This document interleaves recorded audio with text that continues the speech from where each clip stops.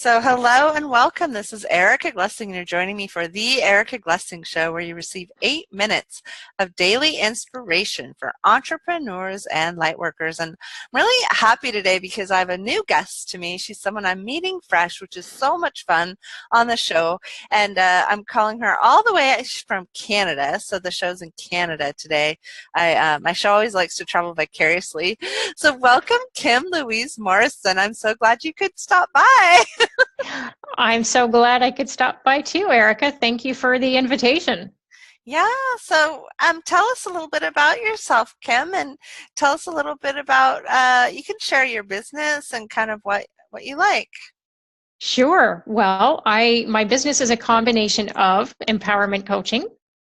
I am also a speaker. I am an international best-selling author, and I'm also a hands-on healer, primarily in the access consciousness work, the bars and body processes. And I also do Reiki and IET and a couple other things, but Wow. primarily the access consciousness work. And that's the work that I bring into my coaching as well, introducing that into that, because I just find it's the most dynamic. Well, just since you happen to talk about a book, and since, I don't know, I just happen to love books, why don't you share with us your book? Well, yeah, sure. December 2015, I published my first book, and it's called From Black and White to Technicolor.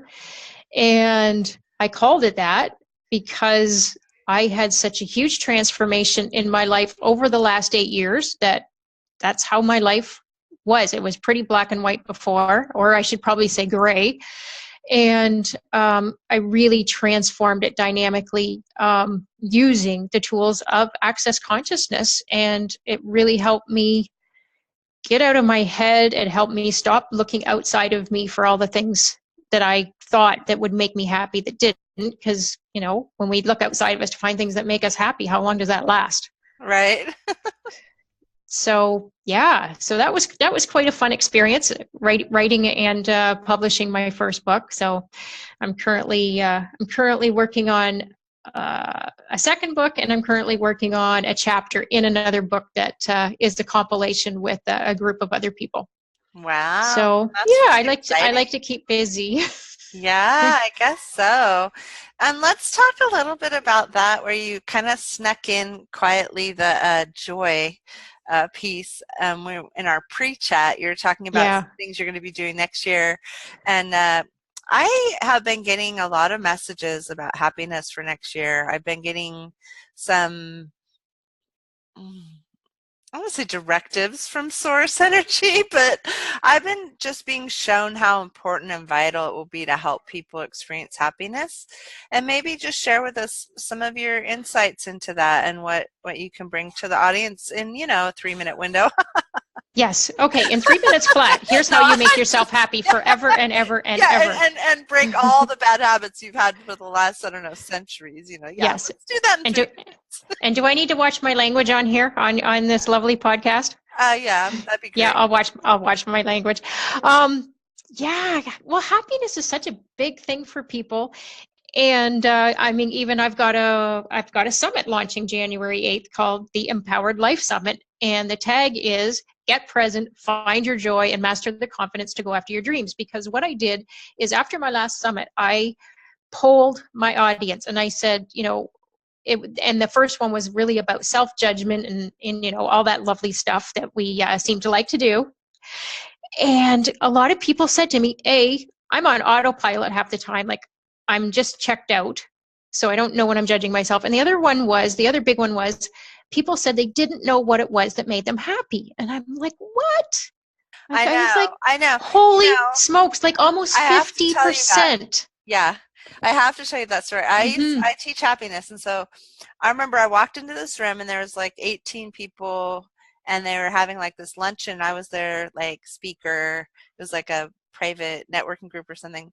And I Uh-huh. walk in, and when I started asking people like what gave them joy, and this one woman was just couldn't go there. Like nothing gave her joy in her life. And then So I started asking some different questions. And usually once you ask some questions, people can start to say, oh, well, you're right. When I'm planting my garden, that's really, a joyful moment. Or, oh, you're right. Well, you can start reminding them of some questions, and then they can start sort of tapping into it. But I did have this one person I can remember.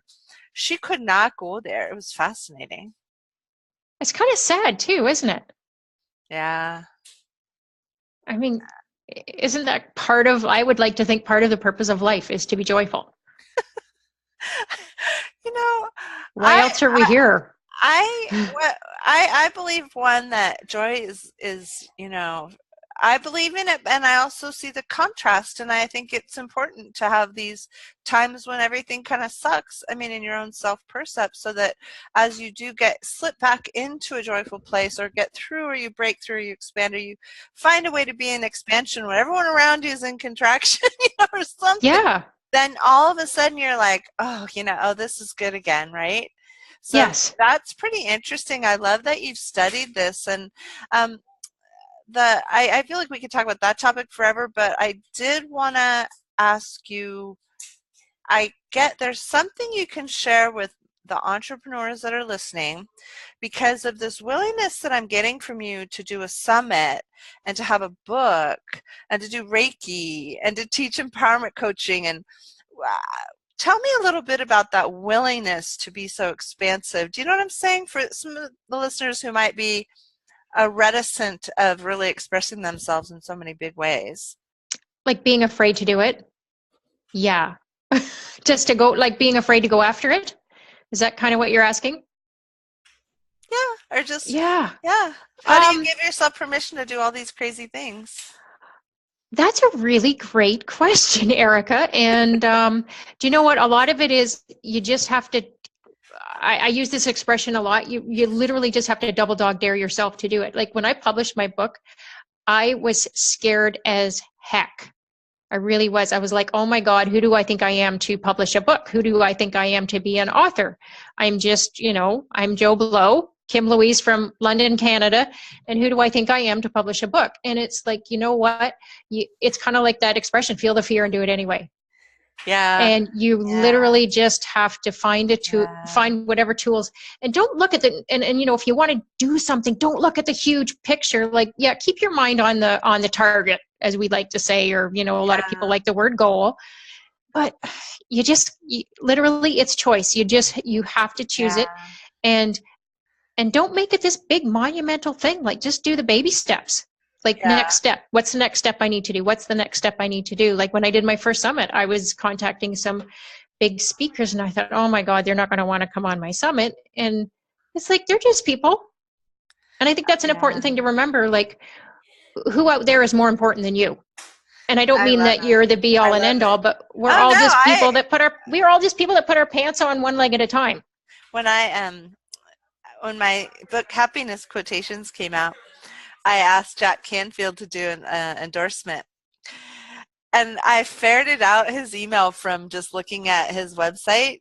So I did like Jack at, it doesn't work anymore, but it worked at that point. And Yeah. and he came back and he goes, sure.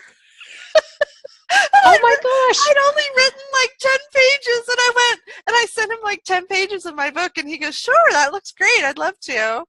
And I was like, first I was like, holy Ray. Then I leveraged that because, oh, I already had Joe Vitale. He'd said yes from The Secret. He said yes Yeah. too. I emailed him cold too. He's a darling guy anyways. So sweet. Yeah. So I ended up with all these like mega stars on my book, and I have to tell you, it was so funny. I had at that point I wasn't using a professional photograph, and I got all these high level people to do testimonials, and I looked at all their pictures like in a row and put Mm-hmm. my picture next to it, and then I called my friend Janine and I said, you know what? Uh, do something. Yeah. Because it's Yes. that thing that you just said is where Kim, where you're going, okay, I want to make a summit. I want to invite really cool high level people and bring them together. And then when it's coming through you, it's bigger than you. I love it. So for those of you who are listening, I'd love it if you got a hold of Kim Louise Morrison, that maybe she could put together a page for a waiting list to tell you, tell them when the summit's coming. Maybe there's something that could happen on that. And how do we reach you, and how can we find out more about you?